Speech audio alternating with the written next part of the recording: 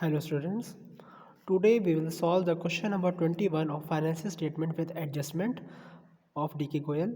ये क्वेश्चन आपकी बुक में बिफोर या आफ्टर हो सकता है, तो उसके अकॉर्डिंग आप टैली कर लीजिए। इसके क्वेश्चन में आपको ट्रेडिंग प्रॉफिट एंड लॉस बनाना है और बैलेंस शीट प्रिपेयर करना है।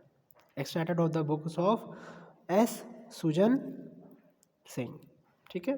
Capital account, drawing account, capital दिया है, ड्राइंग दिया है, ड्राइंग कैपिटल से लेस हो जाएगा। Amount used for personal use is known as the drawing. Land and building, plant and machinery, furniture and fixtures, carriage inwards, wages, salary, provision, bad debts provision, old provision दिया हुआ है। Credit side में sales, sales return, bank charges, coal, gas and water, rent and taxes, discount account. Discount account में credit balance है, that is your received. Receipt है आपका P&L के credit side में जाएगा। Purchase, purchase return, bills receivable, trade expenses, sundry debtors, sundry creditors, opening stock, miscellaneous, receipt, fire insurance, cash at bank, cash in hand.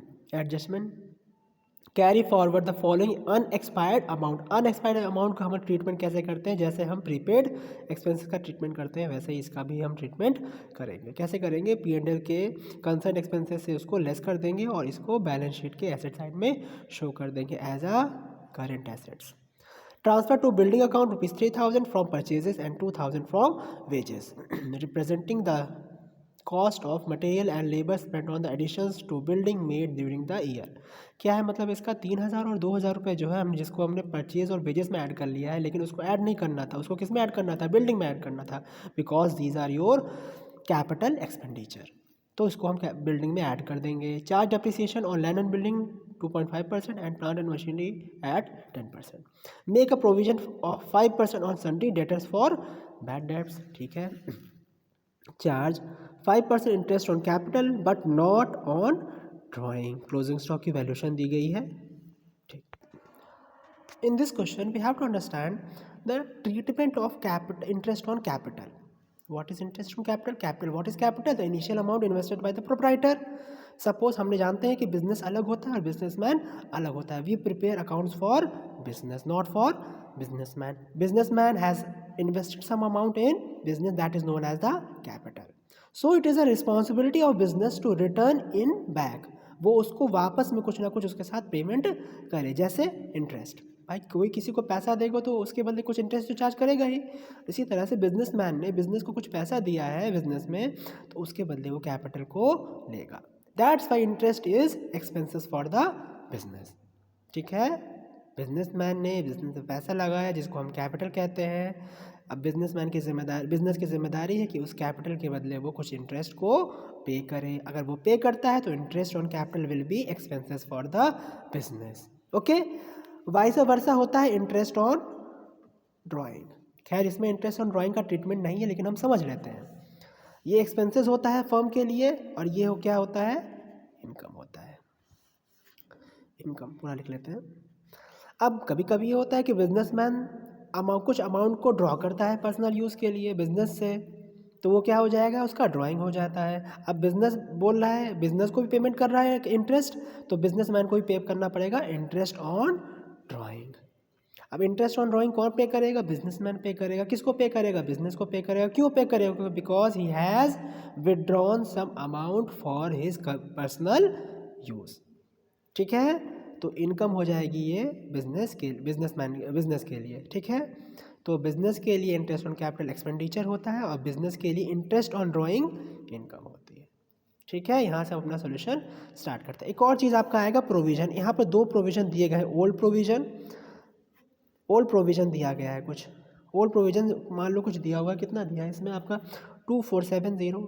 इसमें से provision इसलिए बनाया जाता है ताकि हम जो नॉन लायबिलिटी उसको कवर कर सके।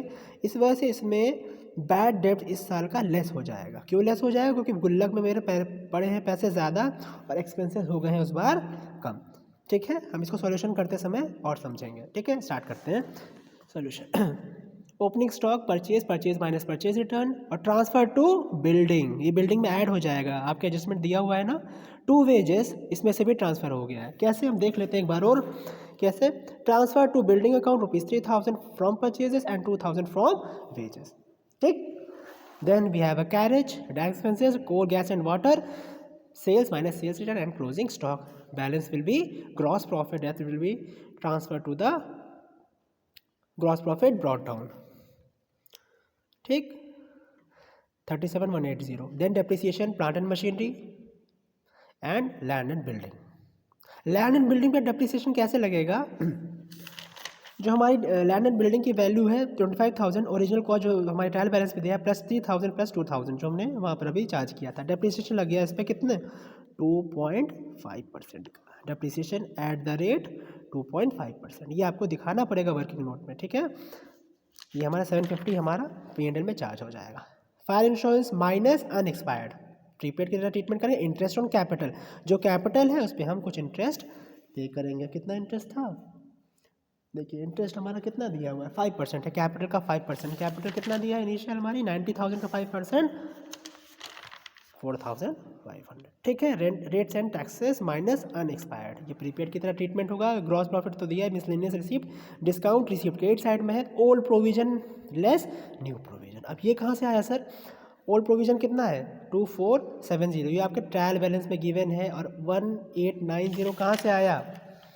कहाँ से आया? यहाँ से आया. डेटर्स आपका कितना है 37,800. इस पर हमको प्रोविज़न कितना बनाना था 5%. तो 37,800 का 5% हमारा कितना आ गया 1890. आप कहोगे सर आपने इसको डेबिट साइड में क्यों नहीं लिखा? क्योंकि हमारे पास ऑलरेडी ओल्ड प्रोविज़न, प्रोविज़न मतलब क्या, गुल्लक. ऐसा गुल्लक जिसमें हमको पता है कि किस कॉस्ट से हम पैसा डाल रहे हैं. इसको हमको पता है हम कि हमारा बैड डेब्ट्स होगा, इस वजह से हमने कुछ पैसा बचाया हुआ था. तो भाई इस साल बैड डेब्ट्स हो गया तो उसमें से हमने इसको लेस कर दिया. अभी भी हमारे प्रोविजन में कितना बचा हुआ है 580 रुपीज़ बचा हुआ है. अगर अगले साल भी बैड डेब्ट्स होगा तो इसमें से हम उसको कवर कर लेंगे. ठीक है. To salaries, state expenses, bank charges, net profit, आपका बैलेंस शीट फिगर कहाँ आ गया? ट्रांसफर हो गया. ठीक है.